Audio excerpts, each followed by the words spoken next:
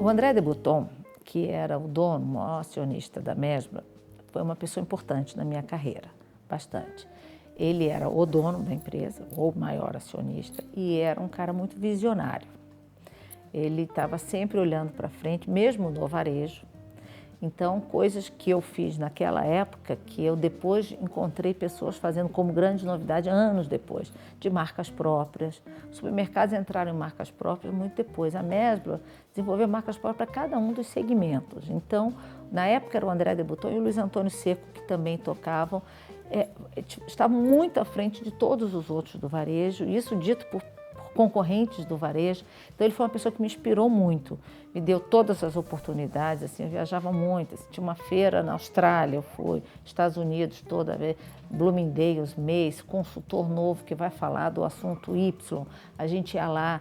Então ele não só me ajudou, ele mentorando, mas me dando oportunidade de conhecer coisas novas. Sem dúvida foi fundamental, né? Talvez tenha sido, mas porque eu era muito jovem, né? Então, e eu assumi uma diretoria muito jovem, com menos de 30 anos. Então, ter essa oportunidade para mim foi fantástico. E ele ter tido a visão de me dar essa oportunidade foi importante. O aprendizado que eu lembro dele, positivo e negativo, tá?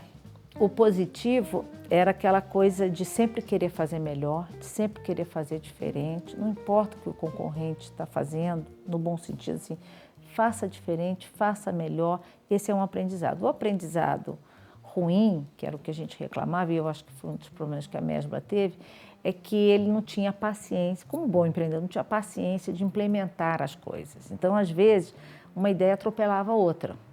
A gente até brincava quando estava lá fora, lá vem o André com um novo consultor, ele encontrava, mas a gente nem implantou ainda o último.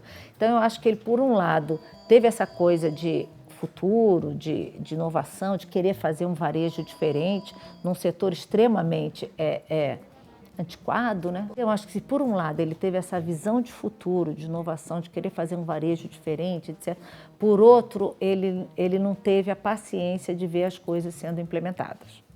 Então, ele tinha muita ansiedade de que a coisa, no meio do caminho, o projeto mudava.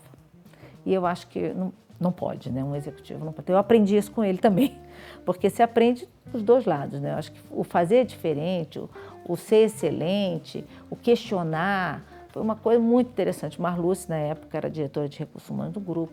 A gente discutia código de ética, práticas, lá atrás, 20 e tantos anos atrás, quando poucas empresas discutiam isso, mas discutia profundamente, assim, do que pode, o que não pode, com exemplos de família. Então, era uma empresa familiar, sem dúvida nenhuma, muito profissionalizada e que dava espaço para trabalhos que poucas outras empresas tinham na época, né? A gente tem chefes melhores e chefes piores.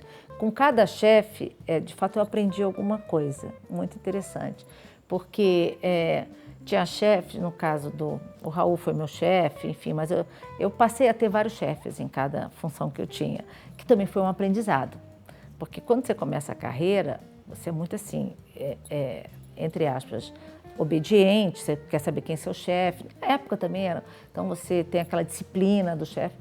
A partir do momento que eu fui para o Walmart, já mudou, porque o Walmart, assim, tem um chefe daqui, mas tem um chefe de lá, tem as famosas estruturas materiais, tem outro chefe lá, você não pode fazer nada sem falar com outro chefe. Então, no final, com tantos chefes, eu acho que eu tive primeiro que aprender a lidar com muitos chefes e segundo, cada um tem seu estilo, óbvio, e cada um tem suas prioridades. E eu brinco que eu tive que lidar com muitos conflitos entre sócios na minha vida profissional. Conflitos, assim, genuínos, né? Porque, de fato, o Walmart veio para o Brasil com a loja americana. Não me pergunte até hoje o que exatamente eles queriam da loja americana, porque desde o momento que eles consideravam a loja americana concorrente do Walmart. E a gente quase não tinha nenhum contato com a loja americana, não podia ter, não podia importar junto, não podia... E eu tinha os dois sócios, e eu tinha sido indicado pela loja americana. Mas, enfim, eles me respeitavam, mas eu tinha que tomar muito cuidado. Então, eu tinha essa coisa de chefe, até a figura começou a ficar chefe barra acionista, barra conselho, você começa a se reportar para vários, né? E teve chefes, assim, que davam... Por exemplo, quando eu entrei na loja, na Telefônica, os últimos anos, que eu trabalhei na área corporativa, foi a primeira vez, assim, que eu compartilhava mais as decisões com o chefe. Porque durante muito tempo eu tomava as decisões. Quando você está no negócio, como CEO, você toma as decisões, né? No Grupo Abril, em todas, mesmo no Walmart, você ouve todo mundo e toma a sua decisão e corre o risco. Porque você não agrada a todo mundo, mas você tem que ter essa maturidade de tentar entender qual é a melhor solução para a empresa naquele momento. E o que eu sempre disse para os meus subordinados, e sempre usei isso como regra, falei assim, olha, cada um fala e eu vou olhar o que é melhor para o negócio. Eu quero ter minha consciência tranquila que eu estou vendo o que é melhor para o negócio. Que se eu tomar a decisão com esse foco, estou tranquila. E foi assim que eu fiz a vida toda, agradando e desagradando. Quando eu fui para a Telefônica, os 5 últimos anos, era uma função corporativa. Função corporativa, você não decide sozinha.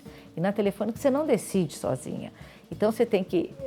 e o seu chefe não é só o seu chefe que toma decisão. Aliás, muitas decisões não são do seu chefe, são de algum outro chefe que às vezes você nem sabe quem são. Então, esse foi um desafio enorme que eu tive na Telefônica e foi o meu maior aprendizado. Foi dividir decisão com muita gente, lateral, para cima, para o lado, para baixo.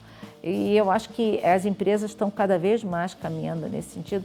Então, eu tive dificuldade, sim, e fui aprendendo a lidar com o chefe e principalmente com vários chefes. Esse negócio de ter... E na Telefônica, quanto mais chefe, era melhor. Você tinha mais prestígio, se tivesse mais chefe.